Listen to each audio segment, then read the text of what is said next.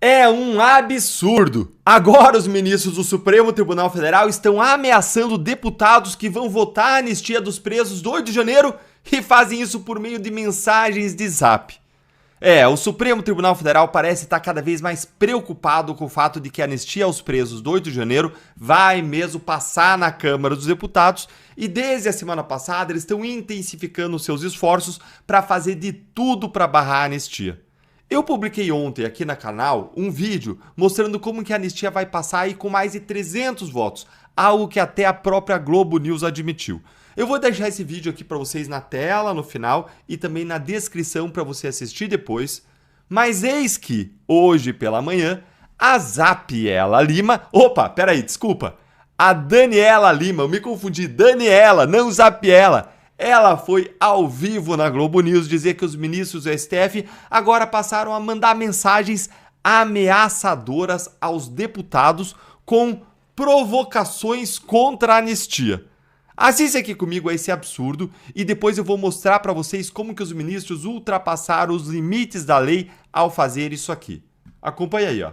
E aí eu recebi mensagens, né, de integrantes do Supremo Tribunal Federal que foram encaminhadas também a parlamentares, com os quais eles conversam, e a pergunta era essa aí, Leilane, que você está vendo. Ou seja, o Congresso quer pena de 12 anos para receptação, pena de 12 anos para roubo e anistia para golpista. Pegou um celular, 12 anos de cadeia. Tentou acabar, destruir, destituir o governo legitimamente eleito, prever fechamento de poderes e ganhar anistia. Pede por intervenção militar, pede por ocupação de militares no poder civil, fechamento de Tribunal Superior Eleitoral e ganha anistia, rouba um celular, 12 anos. Compra um celular roubado, 12 anos. Essa provocação está sendo feita num momento em que legitimamente se discute uma pena de 14 anos para alguém que depredou patrimônio público tombado pela Unesco, né? Patrimônio público tombado e avaliado em 2 milhões de reais, que esteve nas manifestações pedindo, sim, por um golpe de Estado, que participou de caravana golpista, com pregação golpista, abertamente golpista, até Brasília, viu a depredação, viu a violência, dela se utilizou, inclusive, para fazer um gesto que, digamos, ganhou notoriedade. Essa discussão ela está acontecendo e ela vai continuar acontecendo, mas os ministros decidiram entrar e eu acho que trazer esse bastidor é válido, propondo uma reflexão, que é essa, ou seja, comprou um celular roubado, 12 anos de cana.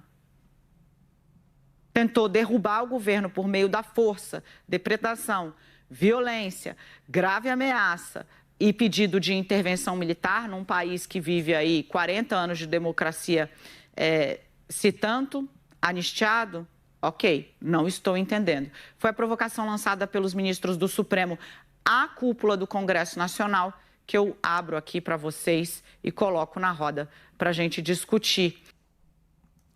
Bom, para começar, gente, é mais um absurdo, né? Porque todo dia é um absurdo diferente saindo da boca da jornaleira. Olha, ninguém quer anistia para golpista. Sabe por quê? Porque os réus do 8 de janeiro não tinham condições nenhuma de dar um golpe. Então eles não são golpistas, ponto. Vocês do jornalismo militante vivem repetindo isso de golpista apenas para reforçar a narrativa. Até porque a STF precisa do 8 de janeiro, que seja visto como uma tentativa de golpe, para poder condenar o Bolsonaro nessa farsa jurídica. Aliás, logo que aconteceu o 8 de janeiro, o jornalismo militante chamava os manifestantes e vândalos do 8 de janeiro de terroristas, né? Muito embora as ações do 8 de janeiro passem longe de configurar um crime de terrorismo. E agora é golpista. Se você concorda comigo, você que está aqui, curte o vídeo para que a voz da nossa indignação chegue cada vez mais longe e venha aqui comigo fazer a seguinte reflexão. Não é errado nem é proibido que o ministro do STF fale com parlamentares e ofereça uma ponderação, uma reflexão a respeito do debate público, do debate legislativo, porque ministros do STF, assim como qualquer outra pessoa, têm opiniões próprias e também são cidadãos. A partir de que momento que isso que ela descreveu se torna muito errado? A partir do momento em que 3 coisas acontecem simultaneamente. Primeiro, Os ministros são todo dia na imprensa mandando recados pelas suas porta-vozes para os parlamentares. Todos esses recados em tons ameaçadores. De que eles vão derrubar a anistia, de que vão investigar quem apoia a anistia. Segundo, se torna errado quando os ministros dizem que qualquer coisa que for aprovada no Congresso vai ser derrubada por eles mesmos, sem nem saber qual que é o conteúdo final do projeto que vai ser aprovado, mas antecipando a sua decisão, o que é igualmente proibido. Isso mostra ainda que a decisão tem um caráter político e não técnico. Em terceiro lugar, e mais importante, isso também é errado quando os ministros têm em suas mãos instrumentos de pressão contra os parlamentares e estão usando efetivamente esses instrumentos de pressão fora do que a lei prevê, de acordo com a ação de cada parlamentar no tema da anistia. E tudo isso está acontecendo agora. Então deixa de ser apenas uma ponderação apresentada pelo ministro, uma reflexão, uma contribuição dos ministros aos parlamentares e passa sim a ser uma violação à separação dos poderes, uma interferência indevida, até o celular está reclamando disso aí, ó, uma interferência indevida do judiciário no legislativo. Gente, não faz nem uma semana que saiu a notícia de que o Alexandre de Moraes puxou de volta para o STF investigações contra o Ricardo Salles, contra mim, contra o Gilberto Kassab, tudo com o objetivo de, segundo a própria imprensa, usar esses processos que estão subindo como uma arma política contra a anistia. Aí a gente já entra no campo da atividade político-partidária, o que é crime de responsabilidade segundo a lei do impeachment. E a gente entra no campo da prática do crime de prevaricação, quando o agente público faz alguma coisa não porque a lei diz, mas por interesse pessoal, por sentimento pessoal. Ah, se o cara vai votar contra a anistia, então não vai ter investigação por desvio de emenda do orçamento secreto. Mas, se o cara for a favor da anistia, Polícia Federal neles, busca apreensão neles. E é inacreditável como tudo isso que eu falei simplesmente seja passado batido, seja passando pano pela imprensa militante. Ou mais, que a imprensa militante nem detalhe esses aspectos, como isso é errado o Supremo atuar assim, sempre que eles vão dar esses recados. Os jornalistas nunca criticam os ministros, mesmo quando eles estão fazendo algo que é obviamente ilegal, como nesse caso. São sempre os outros que estão errados, né? E as opiniões desses jornalistas são sempre a mesma coisa sobre os ministros do STF. Os ministros estão sempre certos, as opiniões são sempre coincidentes com as dos ministros. Mas me diga aqui se você concorda que esse desespero que a gente está vendo dos ministros do STF é um sinal de que eles estão muito preocupados, porque a anistia vai mesmo passar. Se eles estivessem despreocupados, relaxados, se não tivesse risco da anistia passar, eles não iam fazer nada disso. Então, quanto mais chilique os ministros derem na imprensa, mais perto a gente vai estar na anistia, e mais feliz a gente tem que ficar, e mais determinado, e mais a gente tem que manter a nossa pressão. Como aconteceu quando isso livrou a Débora de uma prisão em cela para uma prisão domiciliar. Não resolveu todo o problema, mas mostra como a pressão sim ajuda. E agora eu quero ouvir a sua opinião. O que você acha desses recadinhos aí que os ministros ficam mandando na imprensa, hein? Conta aí pra mim nos comentários, curta o vídeo, se inscreve no canal, aqui é a sua casa. Clica no sininho para você não perder nenhuma novidade como essa e se torna membro do canal para você receber análises exclusivas. E se tornar membro do canal é também uma forma muito bacana de você apoiar o nosso trabalho. Um grande abraço. Grande Jornal Internacional faz 3 alertas para o STF sobre o julgamento do Bolsonaro, avisando que julgar Bolsonaro é arriscado. A grande imprensa brasileira acordou hoje com uma reportagem bomba do Financial Times, que é um jornal do Reino Unido muito prestigiado no mundo inteiro, fazendo o tipo de análise que muitos jornalistas militantes por aqui se recusam a fazer. E aí a grande mídia brasileira foi obrigada a repercutir por aqui no Brasil a reportagem dos britânicos, que contém 3 recados muito fortes, muito claros sobre as consequências que o julgamento do Bolsonaro no STF pode ter para o nosso país. Mas não foi só isso não, gente. O Financial Times ainda questionou o Supremo, algo que a gente não vê a imprensa por aqui fazer, faz muito pouco ou quase nada. Então criticou, confrontou o Supremo com o que está acontecendo. Fica aqui comigo que eu vou te mostrar tudo isso agora. E eu quero que você me diga qual o recado que você achou mais importante lá no final do vídeo desses 3 recados. E eu já te adianto que, na minha opinião, é o terceiro mais relevante de todos. Mas vamos começar aqui olhando a repercussão aqui no Brasil, no jornal O Globo, dessa matéria do Financial Times. Fica aqui comigo, ó. Financial Times chama julgamento de Bolsonaro de arriscado. Essa foi a palavra que foi utilizada aí, ó. O jornal britânico publicou nesta terça uma matéria detalhada sobre o julgamento de Bolsonaro, classificando-o como um evento arriscado para o cenário político brasileiro. Segundo a publicação, o inquérito que investiga uma suposta trama golpista aprofunda ainda mais a polarização do país, dividindo os brasileiros entre aqueles que defendem a inocência do ex-mandatário e aqueles que clamam pela sua punição. Tá aqui o primeiro grande recado, gente, do Financial Times para o Supremo. O de que o julgamento do Bolsonaro vai aprofundar ainda mais a polarização do Brasil, o que só tende a piorar conforme a gente for chegando cada vez mais perto das eleições de 2026, que inclusive tem hoje o Bolsonaro como favorito incontestável. Olha a pesquisa da Atlas Intel que saiu hoje aqui, ó. Olha aqui, primeiro título. Bolsonaro teria mais votos do que Lula se a eleição fosse hoje.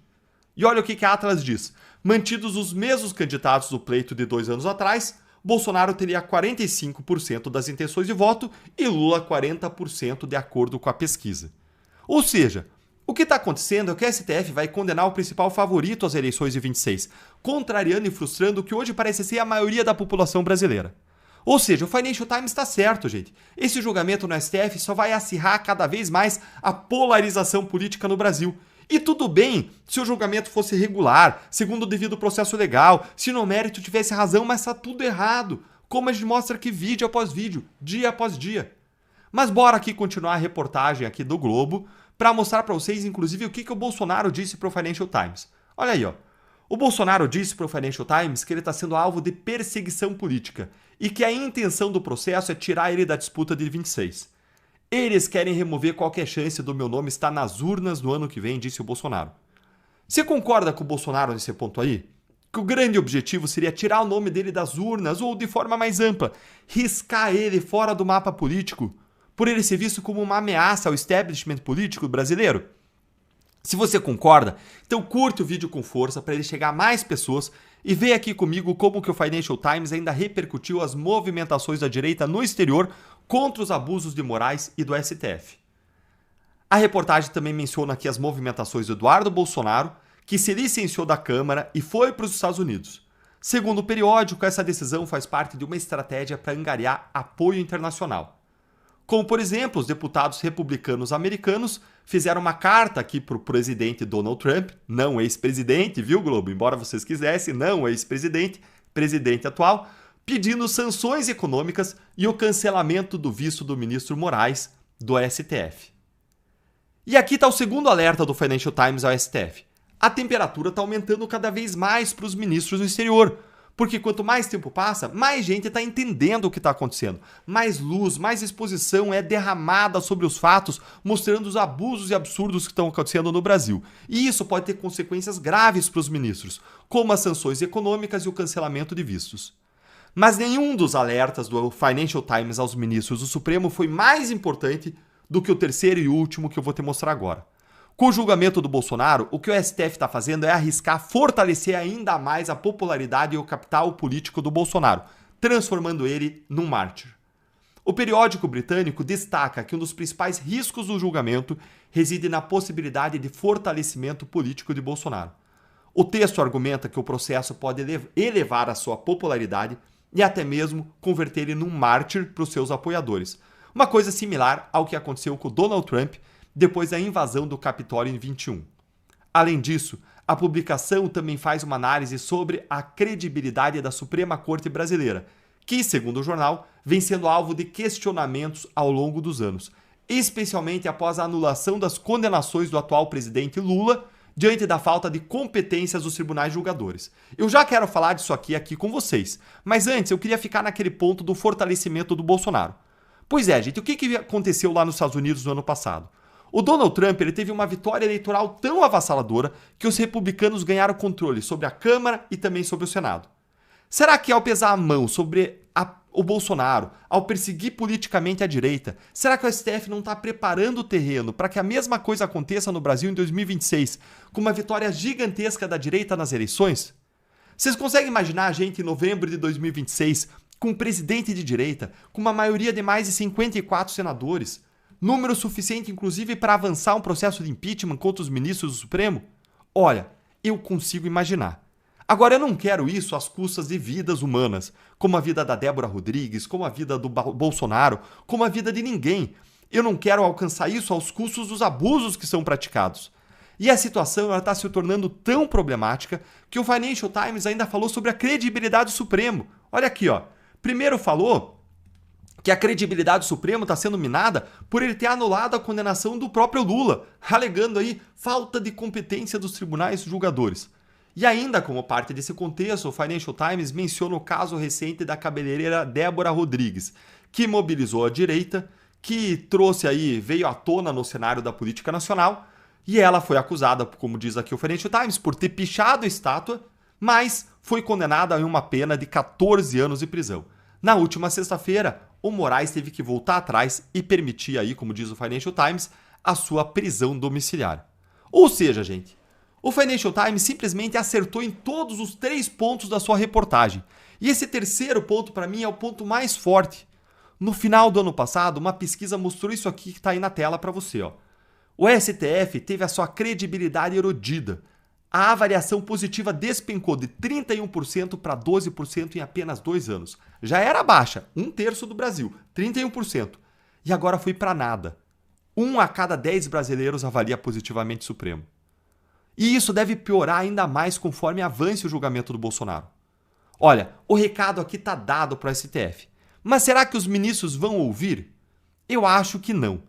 Mas eu tenho agora um recado para você. Se você quer que aquele cenário dos sonhos de 2026 aconteça, com a eleição de presidente, de senadores, então a gente tem que se mexer, a gente precisa fortalecer a direita. E para isso acontecer, você pode se juntar a mim e ao time do Partido Novo, se filiando hoje, inclusive lutando para que os abusos e o martírio não aconteçam. O Novo é o partido que mais entrou com ações da justiça contra os abusos do Moraes. Aqui nós defendemos as suas liberdades, as liberdades de todos os brasileiros, e nós não abaixamos a cabeça para os donos do poder.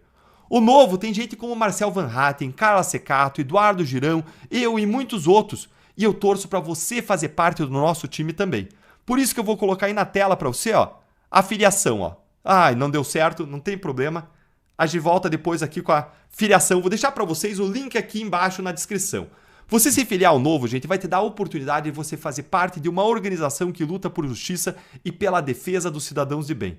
Então eu vou deixar o link para vocês na descrição, depois vou ajustar aqui a tela do QR Code para trazer para vocês nos próximos vídeos e vou deixar também nos comentários para não ter erro, para você se juntar a esse grande time de guerreiros.